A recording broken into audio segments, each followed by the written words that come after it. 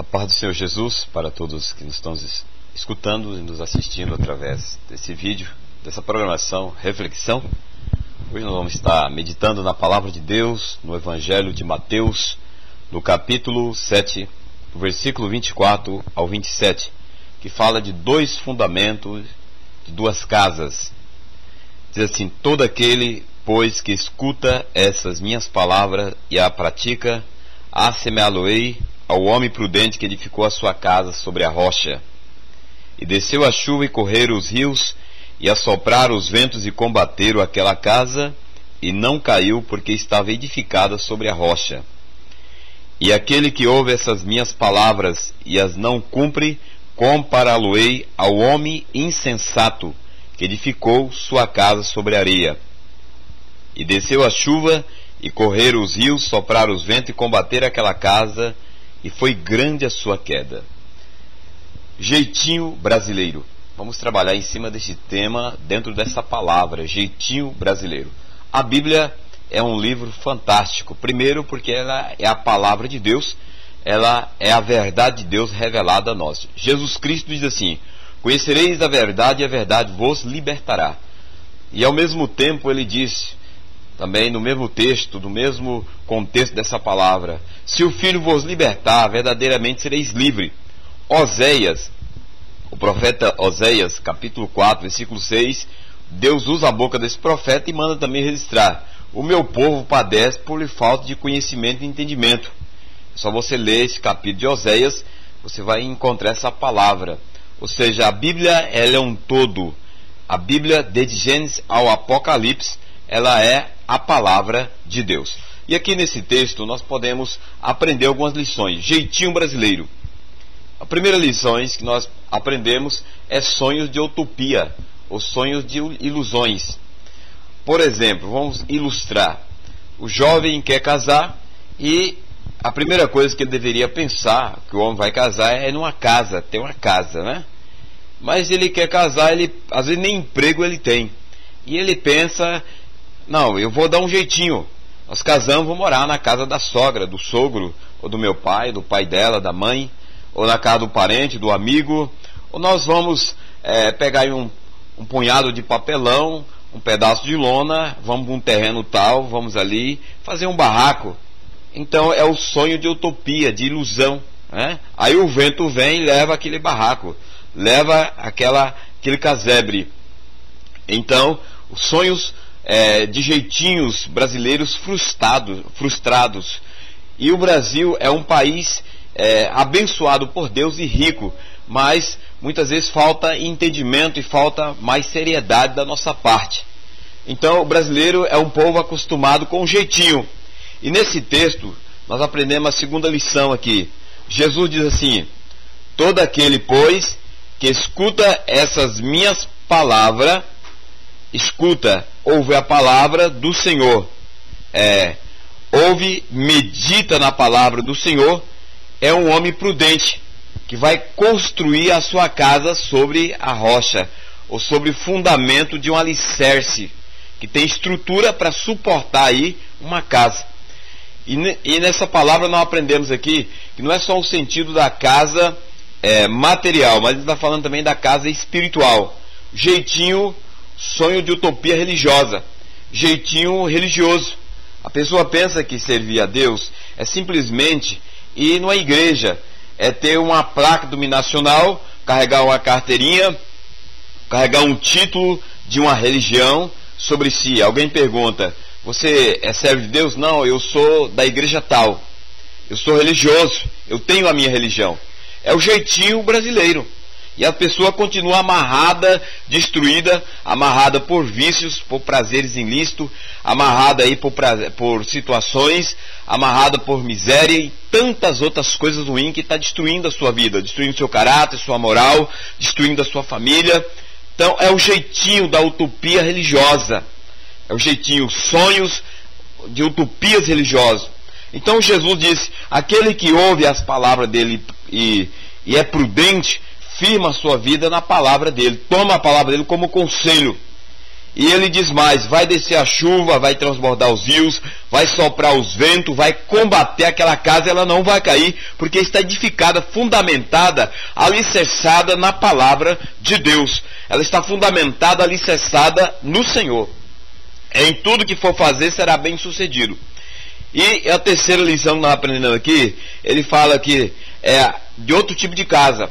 Aquele que edifica sua casa na areia, que simboliza, como nós já ilustramos aqui no começo, aquela pessoa que vai casar, ela não tem um emprego, ela não tem ainda a condição no sentido material aí, social, econômico, para manter o seu casamento, e ela casa a si mesmo, ou às vezes nem casa, ela dá jeitinho também, ela se ajunta aí, né, as roupas, compra aí um punhado de vasilhame, e ela vai morar aí no barraco, ela vai morar no casebre, ou vai morar na casa do pai, da mãe, do sogro, da sogra. De repente vem os ventos dos problemas, das situações, da circunstância, e a pessoa começa a reclamar. E aquilo se torna um relacionamento amargo, porque ela não tem condições nem estrutura de desfrutar de uma verdadeira conquista, de uma felicidade, de um prazer real, devido aos problemas, devido às necessidades, ou devido à circunstância que vive. Então, o brasileiro, ele está engedrado na sua natureza, na nossa natureza, esse jeitinho. Agora nós trazemos tudo isso que nós estamos falando aqui dentro dessa palavra. Será que isso funciona no reino de Deus? Não. Deus é radical na sua palavra, porque a palavra de Deus, ela é a verdade. E a Bíblia foi deixada para nós, brasileiros de outras nações, tomarmos a palavra como doutrina de fé e prática, para que primeiro possamos adorar a Deus como Ele nos ensina. Segundo, servir a Deus com fidelidade, com honestidade. E terceiro, nós servimos uns aos outros no amor de Cristo, no amor de Deus. Por isso que a Bíblia nos ensina sobre tudo que nós devemos saber, e nos instrui, nos capacita, nos habilita para fazermos boa obra para Deus e boas obras uns para os outros, e principalmente boas obras para nós mesmos. Nós temos uma vida aí segundo o que Deus projetou, que é uma vida de conquista, de progresso e sucesso. E não precisa de remendos, né? Tem pessoas que dá jeito. Às vezes a calça é nova, ela tem um rasgo muito grande, ela pega um pano, às vezes de outra cor, e remenda ali, não está nem aí, e veste aquilo. Então cria a moda do jeitinho.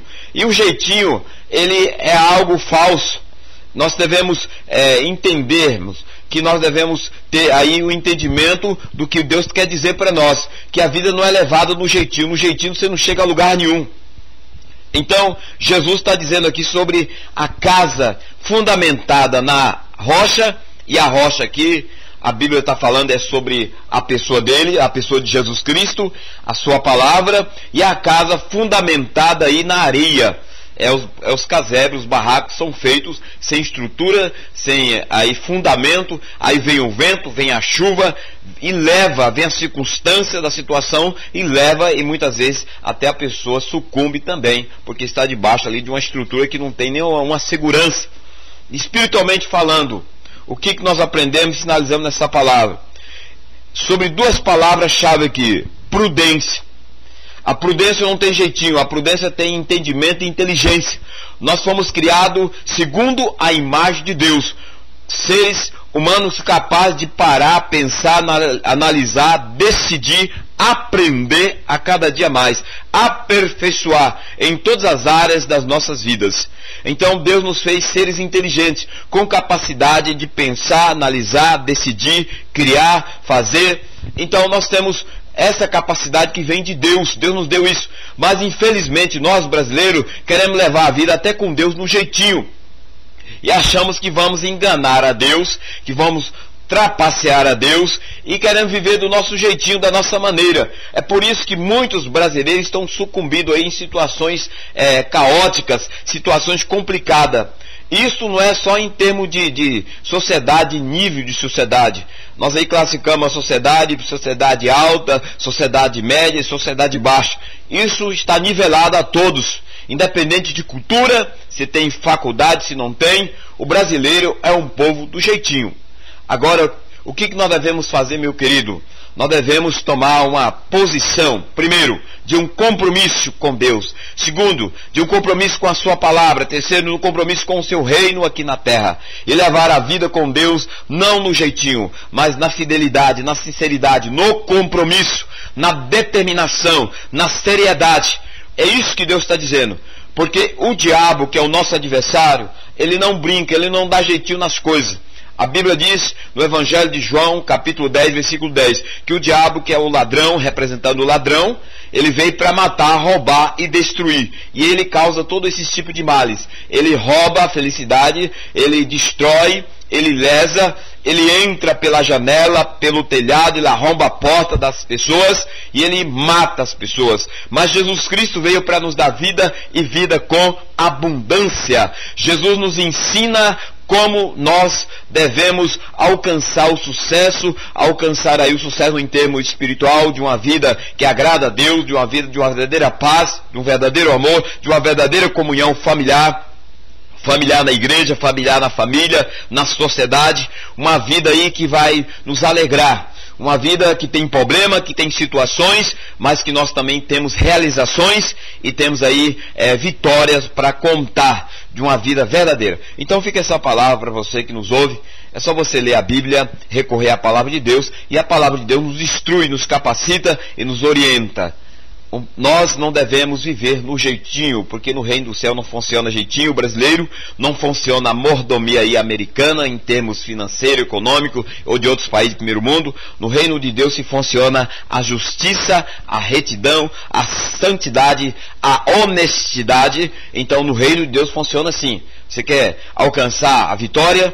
Não dê jeitinho na sua vida espiritual, não dê jeitinho na sua vida, no seu casamento, no seu trabalho, ser um servo de Deus. Então leve a palavra de Deus a sério. É sim, sim, não, não. O que passar disso, diz o Senhor nosso Deus, é ação maligna. E dessa forma, se nós andarmos conforme a palavra ensina, logicamente nós vamos ter os frutos da justiça de Deus e vamos alcançar a bênção, a prosperidade, vamos alcançar aí tudo aquilo que Deus tem para nós. E o que Deus tem para mim e para ti é o melhor. E que essa palavra venha abençoar a sua vida e que você venha alcançar êxito nesse ano que se inicia de 2011, em nome de Jesus. Que Deus abençoe a todos. Senhor, nós te agradecemos pela tua palavra, te agradecemos pelo teu amor, pela tua bondade, em nome de Jesus. Amém. Fiquem todos na preciosa paz do Senhor.